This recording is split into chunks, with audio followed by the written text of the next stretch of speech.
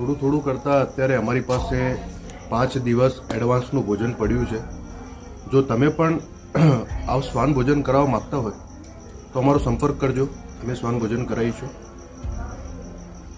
તમારા દીકરા ઉપર, તમારા ભાઈ ઉપર તમારો પ્રેમ અને તમારા આશીર્વાદ સદૈવ બનાવી રાખજો. અને જે વિડીયો જોવા આવે છે, મહાકાલના આશીર્વાદ સદૈવ એમની પર બની રહે અને મા અન્નપૂર્ણાની કૃપા એમના પરિવાર પર બની રહે.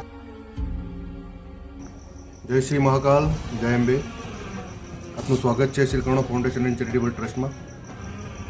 આજના જે ભોજનના દાતાશ્રી હતા એ અમારા વડગામના મેહુલભાઈ રાવલ એમનું નામ છે.